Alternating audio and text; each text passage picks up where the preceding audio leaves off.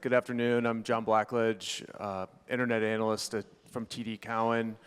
Pleased to have a conversation today with Larry Liu, founder and CEO of Weee. Good to see you. Thanks for doing this. Thanks for having me, John. Yeah. Good to see you. So we're going to talk about moments across the company's history. And I think a big topic today has been AI. So we're definitely going to hit on that.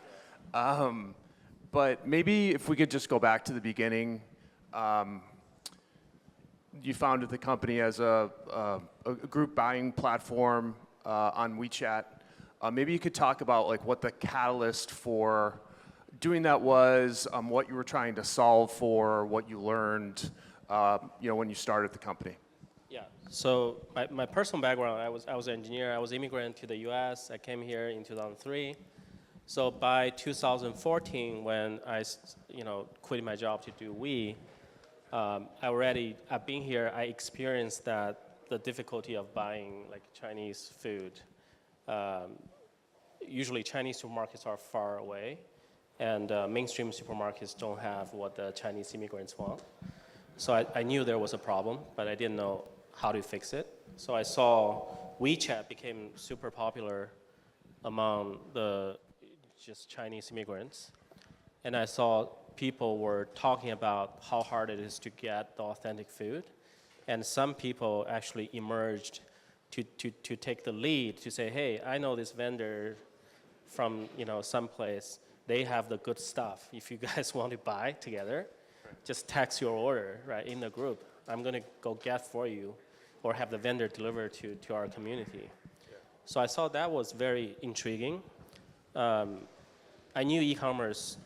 I had a little bit of experience. I sold things on eBay for also more than 10 years by that point. So I knew e-commerce is mostly a search-based experience, right? You have to, like consumer have to know what they want. Then they go to a credible website and they search. So I saw, wow, these group leaders, they had no website, no tag, nothing, no supplier. Yeah. They were able to sell a lot of stuff in the group. So I sensed that could be an opportunity, yeah. Okay.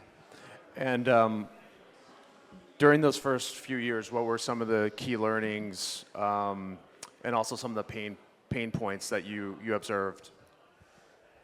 Yeah, the biggest key learning is you watch you read all the stories about startups, right? You would think it's a straight line, go up, and all the founders were so brilliant. They had a grand design. But the reality is you probably don't have a grand design.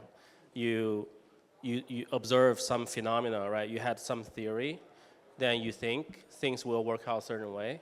But after you test your ideas with the reality, you have to constantly adjust your plan to find the real product market fit, right? I think that's the biggest learning for me. Is usually it's not a grand design, and you just have to constantly try to find that sweet spot. Yeah. That makes sense. And then I think this is 2017, you famously pivot the company from the group buying platform to a full stack e-commerce platform. Yeah. Can you talk about what gave you the confidence, what the signals that you saw to pivot it and to pivot the business model? And also the confidence that you would see, good long-term growth opportunity. Yeah. Well, the truth is, I'm confident I'm going to die if I don't change. I'm not confident if I change, I will survive. But when you are, if you read Art of War, there's this thing called death place, right? If you're in the death place, you have nothing to lose, right? You either fight with all you have, or you die, right?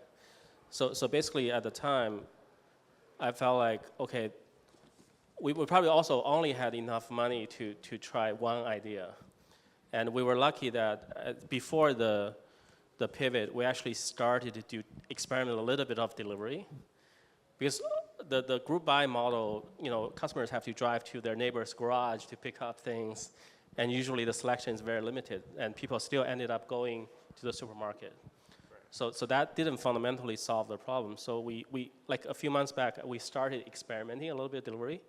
So we saw a little bit traction already, And when we were in that place, we felt like, okay, this is probably the right model to become the one-stop shopping place, rather than just give people, a small number of exciting things. They still had to drive long distance to a Chinese supermarket to do the rest. We didn't think that's good enough. Yeah. And then in the first few years, of the pivot, what were some of the things that got you excited about the future? What was, a couple items on the to-do list that were important to execute on? Yeah, so the pivot, it was extremely difficult, but one thing that was great, which is we started to grow every week.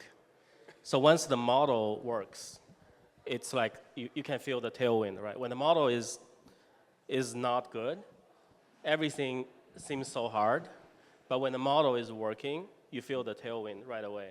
So it was very difficult. We were very hands-on. Literally every office employee was picking orders in the warehouse. I was delivering, but the revenue started to come in, right? Then we thought about, okay, why this all of a sudden is working. That's when we arrive at our thesis today, which is for a lower density population like Chinese in the US, right? 5-6 million people. The density is very low, right? Only 1% to 2% of US population. The mainstream stores will not have the selection for the 1% to 2% of the people. It doesn't make sense for them to do that. And also, when the population density is so low, the offline stores density cannot be high. I'm talking about the Chinese supermarkets, right? This country will not sustain 3,000 Chinese supermarkets, right? That's why there are probably only a few hundred Chinese supermarkets across the nation. This is a big country. So we came in, kind of gave people both the convenience that they don't have to drive long distance to find, and the selection that they couldn't find from stores just near to them, right? So that's the fundamental thesis why this is working. But again, we observe the reaction from the marketplace to back out the theory. That's the process. And did you realize the first couple of years before the pivot that it probably wasn't scalable, the group buying? No, we did not know it was not scalable. The thing about group buying is it's very viral. So once you get into one group, actually you got hundreds of customers like overnight, right? So in the first few months, the growth was crazy. Right. So there's a lesson there, which is you may have a product market fit in a niche. It doesn't mean you have a product market fit in the broader market, right? Yeah. So we realized after a year into it is that, okay, people who didn't mind spend a lot of time hanging out in the WeChat groups, people who didn't mind driving to their neighbor's garage, those people, we have a good product market fit. But those people, even among Chinese Americans, is probably 1%, right? Right. You can't build a business on top of serving 1% of Chinese Americans. Right? Yeah. Okay, so you make the pivot, growth is accelerating, and we get to early 2020, and there is a global pandemic. Yep. When we do a lot of consumer surveys because I analyze consumer internet companies. Our data was showing 13% penetration of online grocery monthly, U.S. households exiting 2019. The pandemic hits, that jumps up to 30% by the end of 2020, and then up to the mid-30s by the end of 2021. So what did you see during that time, call it March of 2020, and the ensuing 18 months or so? Yeah. We actually saw in January of 2020, the demand already shot up. So we saw very early. I think the Chinese communities, they're more sensitive because they know what's happening in China, right? So actually, I remember that year, Chinese New Year, is in January. So normally, right after Chinese New Year, people, there will be a very steep decline, right after the Chinese New Year day, steep decline. Yeah. But in 2020, right after the Chinese New Year day, the next day is even higher. Right. So we started, whoa, something is going on, right? But we know this is, what's happening. Then in 2 years, we grew 10x. Yeah, so we were doing $40 million a year in 2019. We did $400 million a year in 2021. Yeah. What were some of the challenges? There's obviously supply chain issues during that time, and yeah. What were some of the challenges that you guys had to overcome to, kind of support your customers? Yeah, a lot of challenges. For example, in LA, right? We launched LA in January of 2020 without knowing COVID was coming. And we had to move warehouses 4 times in 2020 in LA. Because whatever warehouse you add, you're out of capacity like 2 months later, right? And we just did it 4 times in 2020.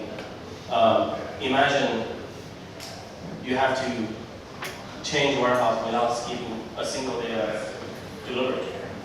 So we, after, let's say, at 2 p.m., we finish picking and delivery, then all the people just put away inventory, tear down the shelves, move it to the new warehouse, reassemble, put things on the shelves, and start picking orders like 5 a.m.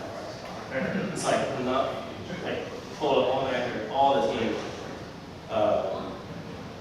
It was pretty crazy time. And when we couldn't find buildings with cooler freezer, we just rented those 40-foot container, freezer containers, cooler container to put inventory in. It's so painful to pick orders from those containers, right? The light is almost super dim.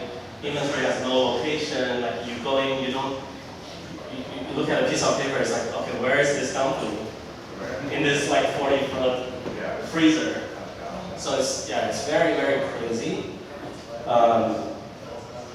And obviously, hiring during COVID time is a nightmare, right? People didn't want to work. We needed workers when nobody wanted to work. Yeah, and the government gave subsidies, so if people work, you get paid. All this fun stuff.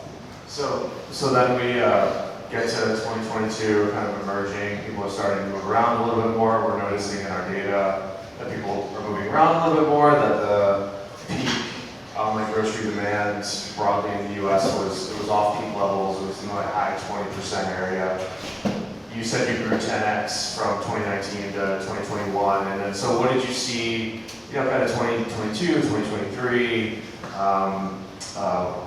in the business as we're emerging from the pandemic? Yeah. So we one of the things we started to do during the COVID is we started to expand to multiple ethnicities, right? So by 2021, beginning of 2021, we were largely only serving Chinese Americans. The whole business was 95% plus from Chinese. But because we understood our thesis, and we understood that Vietnamese Americans are just as underserved as the Chinese, if not more. Indian Americans, same thing. Koreans, Japanese. At the time, we even had this theory that Mexicans, Dominicans, Brazilians, Argentinians, they're all underserved. Just because when the population density is low, mainstream stores won't do anything for you. Offline stores won't have the density, right? So it's common. So that's why we started in 2001. We started to expand to other ethnicities, non-Chinese. So I think that's a really wise strategy. All the infrastructure is shared. We actually didn't have to reinvent the whole thing, right? Software is shared, warehouses are shared, last mile logistics are shared.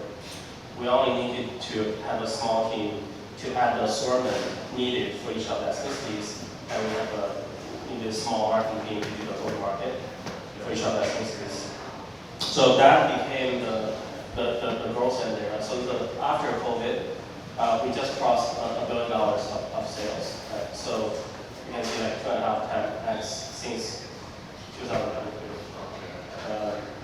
Because each ethnicity is a growth engine for the company. And also last year we launched a new app called Más Gusto to target the Latino customers.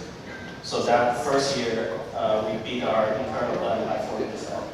Más Gusto. So we're very happy to see the results, right? So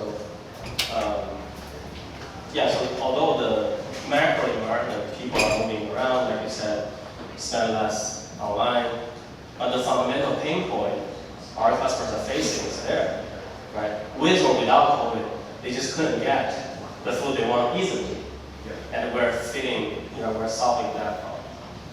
Okay, yeah, and I want to get to Más Gusto, we will, but I think I was here at the conference last year, a couple months before maybe, Jeff Wilke, the former CEO of Amazon's worldwide consumer, joined as an advisor to Weee. I've analyzed Amazon for 15 years. I've spent a lot of my life the last 15 years on Amazon. It's an amazing company, and with an amazing company, you probably have amazing executives, and I would, he would be one of them. How has he helped you manage the business? What are your key takeaways with him, over the last year and change? Yeah, it's really amazing to have Jeff to be our advisor. So my interaction with him is I have a one-on-one with him once a month. It's a 1 hour long one-on-one. But I probably will spend 10 hours prepare for the 1 hour long one-on-one. I list a list of questions, all kinds of challenges we face.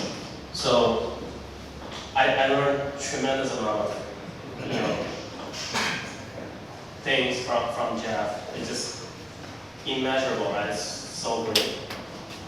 He emphasized this thing called mental model. It's like he like the first impression I got is that he told me, he said, Larry, you as the CEO should have the most complete mental model of your company. What is mental model? Mental model is how each of the functions operate, how your business operates, right? What's your, how can this model help you predict the future, right? If you don't know your business enough that you can predict the future, then you don't know enough. So you want to make sure your mental model is as closely matched to your reality. So I think that's a very, very good advice for me, because at that time I was thinking, oh, now the company is bigger, maybe I should know less details, right? Because other people tell me, hey, as a CEO, you only need to do 3 things: find great people, motivate them, and find capital. And Jeff told me, that's nonsense. So I really, and I also asked myself, right, why would Jeff be interested in helping us as such a small company? It turned out also during some interactions before he signed up, he felt like I have one of the most complete mental model of the online retail business among the people he has talked to. Right? And he felt like this is an interesting thing, so he wanted to help out. And then we can go geek out on Amazon practices, right? All these like mechanisms and building your org, like building a software. This two pizza team concept basically is you think about the team like an API, right? Like a function of a software. You create, define the input and output. So it's small enough you can move fast as long as you define the interface very, very clearly. The outside world actually don't really care how you build the function as long as the input and output are clear. Amazon core concept is like, don't manage the output, manage the input, right? And systemizing things. For example, I realized a lot of the core decisions that we make at Weee are not in the system. I'll give you an example. If you are a buyer, you decided to buy something from a supplier. Actually, this whole decision-making process at Weee is not in the system. The purchase order we cut with the vendor is in the system. But why we buy from this vendor at this price is not in the system. I could not go back to say, oh, Q1 of 2025, why did we buy this bok choy at this price from this vendor? We don't know it. The system does not capture that. But Amazon captures that. If your system does not capture that, you cannot improve. Right? So basically, your whole operation is relying on this buyer's personal judgment. And you have no idea why this buyer is doing the thing this way. And if this buyer leaves the company, you have to start from scratch, right? You know nothing about how the core decisions are made, right? So now, one of the biggest things Jeff pushed me to do is, can you get all these things into the system, especially now in the AI world? He told me that it took Amazon 15 years to build these systems to capture everything, right? But maybe it will only take you a year. Now with AI, right? So yeah. He's extremely thoughtful. Like, not a single question I asked him, he couldn't give me a thoughtful answer. Right? So I really appreciate that mentorship. Yeah, I mean, he's obviously seen a lot. He was, obviously Amazon is an incredible fulfillment and logistics company, and we're going to talk about what you guys are doing there, but how has he helped you on that side of the house, or like fulfillment, logistics, delivery? A lot, yeah. So he visited our fulfillment center in LA. A lot of again, more conceptual things than the low level of details, right? For example, the very first thing he told me is that it's great you guys started to do automation at this stage already. Because we probably don't need to use automation at our scale. But he said that's a skill you will build for sure. So if you will need a skill for sure, you might as well just do it as early as possible so you start accumulating the expertise. And he's absolutely right that running an automated warehouse and running a manual warehouse, completely different game, right? You need different skill set, different mindset, and just what to look for, right? Inventory accuracy. It's like, what is the key thing? If you make sure this thing happens, it helps drive the whole system, right? It's like inventory accuracy is so important. So That makes sense. You talked a little while ago about buyer. Can you talk about just how Weee sources? I think it's 100,000 products, something like that. That number might be dated, but so incredible selection. But we had the tariffs from the administration last year, and just curious how you navigated through that. And I think one of your competitive advantages is obviously selection and also affordability. So how you guys rate, what the consumer saw, and how you guys navigated the tariff situation. Yeah. So it had a pretty big impact. So 65% of our products are imported. And also the tariff, I think, had some impact on even things you wouldn't think it would have impact on, like beef. Beef, like, it's not even an ethnic food, right? The cost went up a lot. So we had to navigate. I think the whole industry responded by, pretty much the prices became higher for the consumers. I think companies and the whole chain absorbed some of that, but consumers also had to pay higher prices.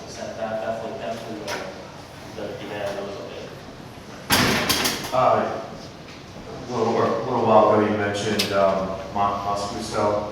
So my wife is Cuban, so there's a Cuban store as part of the suite of Hispanic ethnicities offered. I'm just curious if you could talk about the size of the opportunity relative to the Asian ethnicities, and at least the initial customer cohorts and how they behave versus your more mature, cohorts like the Chinese cohort. So again, going back, so first of all, the TAM. So if you look at the population, Asian population is between 25 to 30 million people in the US, and the Latino is probably 80 to 90 million. So it's like 3 times the opportunity. And also, how diverse is the population, right? The Latino is a big word, but if you double click that, about 30 to 35 million are Mexicans. And then followed by that is, I think Dominicans would be the next, like 4 million people, Puerto Ricans, about 4 million, Cubans, about 2 to 3 million, Brazilians, 2 million.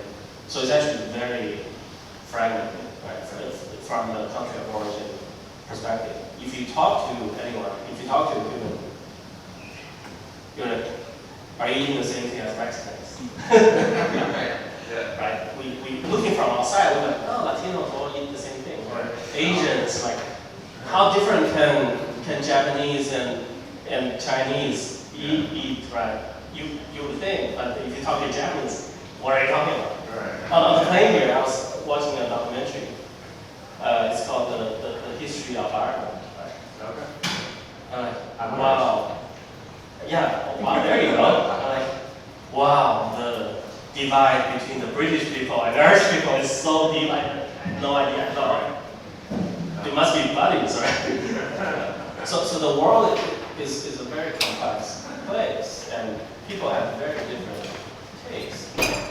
So if people have different tastes, and I know no retailer can serve the 2 million Cubans very well, we should be able to do a much better job, right? That's the fundamental thesis. Then what we need to do is how do we bring in the assortment, the products that Cubans need. Then we have to find the vendors. To talk to the vendors, we have to have intelligence like what Cubans really want. That's food. That's how we get it going. Is the sourcing easier because it's arguably closer than the sourcing from Asia, or does it not really matter all that much?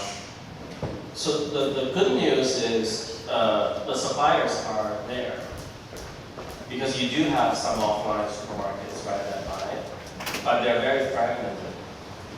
So I think initially to establish that relationship takes time. Right? If you want to buy from Vietnamese vendors, you probably need Vietnamese buyers to be able to talk to the Vietnamese vendors and then bring them on board. But after a while, it has become more automated, right? So the relationship has been built. So for Latino food, I think in the very beginning it will be a learning curve, right? You just have to get to know the vendors and make them know who we are, and start building a relationship and stuff. And I think things will accelerate. From the cohort retention perspective, we have to observe very similar cohort retention as the Asian ethnicities in the 2021, 2022. And remember, that's COVID period, right? So the post-COVID, the Latino cohorts are behaving similarly to the early adopters of the Asian cohorts. We're doing that. Maybe let's pivot over. We're going to get to AI, but I just want to hit on the warehouse and fulfillment strategy, delivery. And these numbers are a little bit dated, but 40,000 orders a day, over 25,000 deliveries per day. So pretty big numbers. Can you talk about delivery speed? Can you talk about, I imagine one of the biggest issues in grocery spoilage and how you manage that. Just some of the dynamics that you guys are able to navigate through for the customer to have a good experience? Yeah. So a business model is coherent end to end. So for example, the delivery decision cannot be made independent from the assortment and how competitive the market is. All these decisions actually have to be linked together. Because I also ask myself, right, why most mainstream retailers do same-day delivery? Well, because the competition is fierce. Because Safeway is 2 minutes away from my house. Yeah. You don't do same-day delivery. I'm not waiting for a day, right? But why we don't do same-day delivery, right? From day one, we decided we're not going to do same-day delivery. That's actually the biggest decision that impact our cost. Not how well we operate, but how we do fulfillment. Like how we decide what type of fulfillment we do. Why we can do next delivery? Because like I said, Asian stores are harder to find, right? People have to drive long distance, and waiting for a day is a lot better than driving long distance for a lot of people. Right? And once we decided on that, then next delivery gives us the opportunity to continuously improve efficiency. If you do same-day delivery, actually it's very hard to improve efficiency because the orders, they don't have to come in, they have to come in at the same time for a driver to be able to deliver multiple orders, right? But for us, it doesn't matter if the order comes in at 8 a.m. or 10 p.m. because we can group the whole day's orders together and do the route planning. So our drivers can do about 10 to 15 deliveries per hour, which is way higher than the omni-net does. The spoiler, is that something that? Yeah, a lot lower. Yeah. That's also structural. I'm not claiming we're just way better, but it's structural. Imagine you go to the supermarket. All the fruits and vegetables are in room temperature, right? But those things, if you put them in room temperature, they spoil so much faster than if you put them in the cooler. But they are exposed in room temperature because, unless you're a Costco, you put people into the cooler to buy them. Right. Yeah. So the spoilage will be high. And people touch things, right? People pick up the strawberry, go back and forth, or you damage it and then put it down, and then you have to throw it off the things. So for us, it's like cold chain, end to end, right? And people cannot touch it. Mm-hmm. So that's why structurally, even if we're not great in our regions, structurally, we will enjoy much lower spoilage already. That makes sense. All right, let's pivot over to AI. And we were talking a little up before this. I cover Amazon, I cover Alphabet. We forecast both of those companies to spend over $1 trillion in CapEx to build out their AI infrastructure in the next 5 years. It's clearly a moment. It's been talked about all day here. And so for you, what are you seeing? What are you doing? What are your top priorities for deploying AI for your customers and internally at the company? Yeah, I think AI is extremely profound. So personally, 3 months ago, I was still minding my business as usual, right? So my behavior 3 months ago compared to 3 years ago is the same. But now, I cancel 2/3 of my meetings. I spend at least 30 hours a week via coding. And I can write any software I actually wanted to write in a matter of days, right? So every weekend, I used to do other things. Now, since mid-February, every weekend I spend at least 15 hours by coding every weekend. I got really excited on Friday night. I'm like, yeah, I'll have 2 days uninterrupted by coding. So what's the profound impact, I think, is it expanded people's horizon. And I may be an engineer, but I'm a very bad engineer. I haven't been writing code for 12 years. So it's not like I know how to write code at all.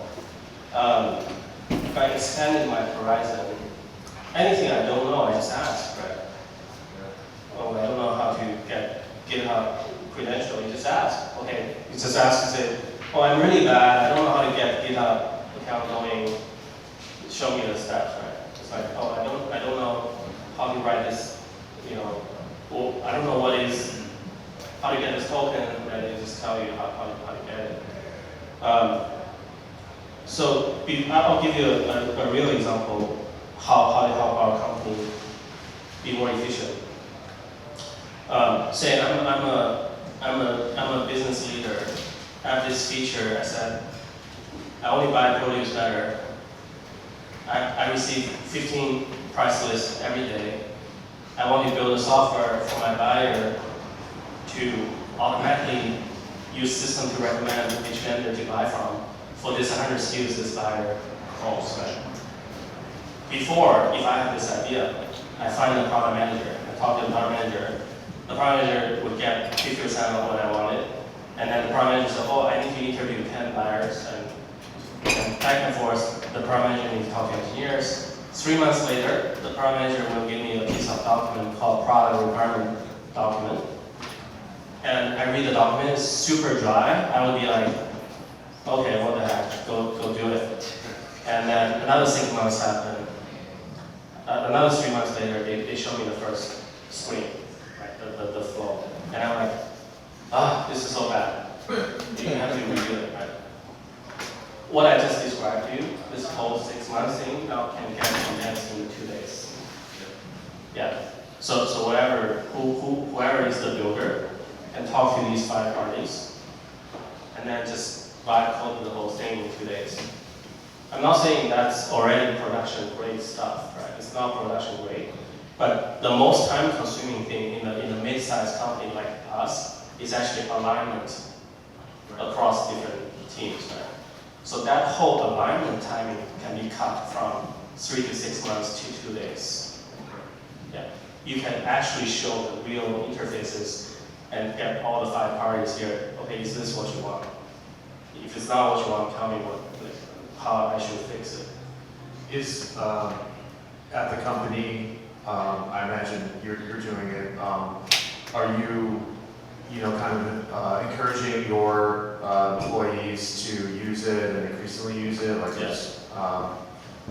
Yeah, I'm taking the lead, right? I'm basically telling all my executives you should become extremely impatient.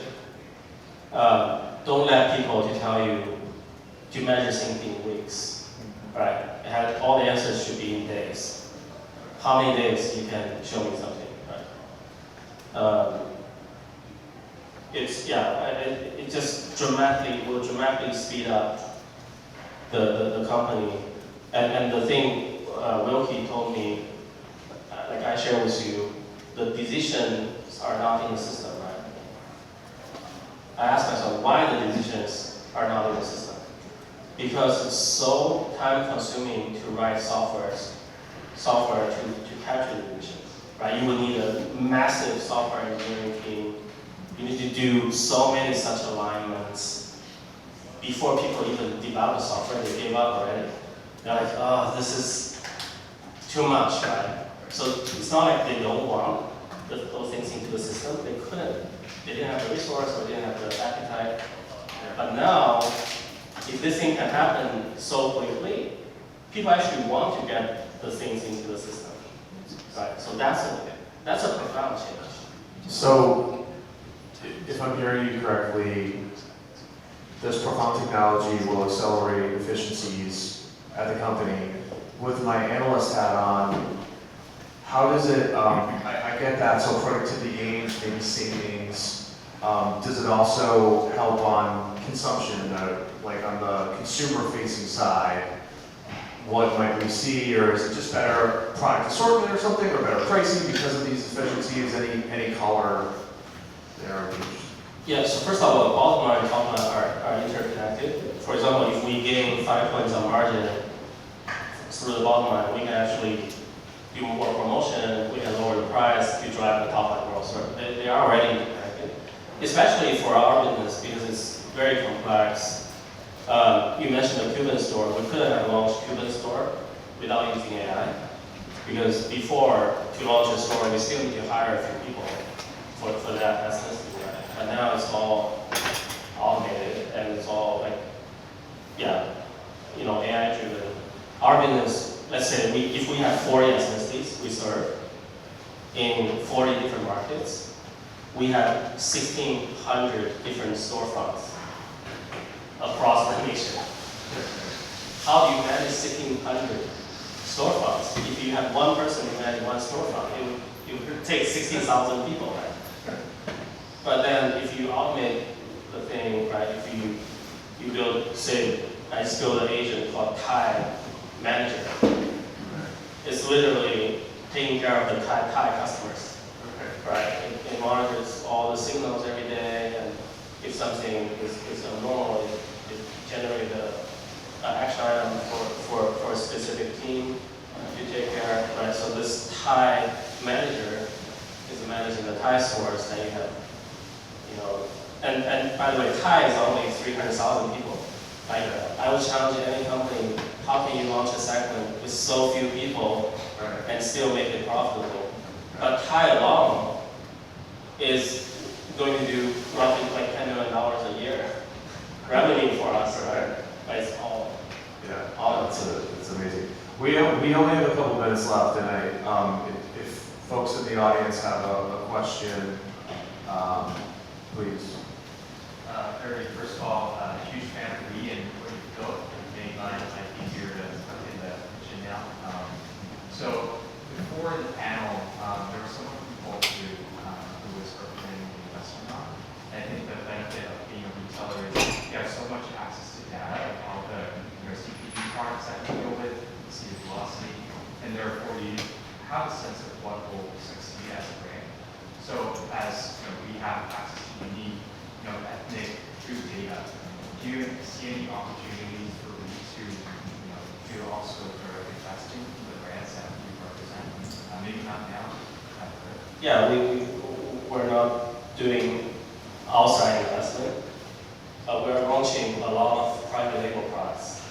So we actually leverage our data to launch private label products, and some of them are extremely successful. Yeah. And we also have vendors, so we have close partners like CJ. This is the best place to test new concept, right? We have such rich data. We can even tell them, oh, your product is doing well with Koreans, but not so good with like Vietnamese. Yeah. Final, yeah. Right here. Hi there, yeah. So my question was very simple. Under your CIO, how many employees, working for him, and the AI strategy is pretty much homegrown or just it's outside vendors? Yeah, we have about 700 people, office employees, over 2,500 people overall. Out of the 700 people, half are engineers. So we are, everything is homegrown. I'm a believer the SaaS softwares are in trouble. Because it's so easy to write software nowadays. It's fully customized, right? To deal with SaaS companies, any customization is taking forever. So yeah, but I don't think that's true for all companies. If your company has a stronger tech capability, you probably get out of the house. Okay, I think we're out of time. Thank you so much. It was great. Thank you so much.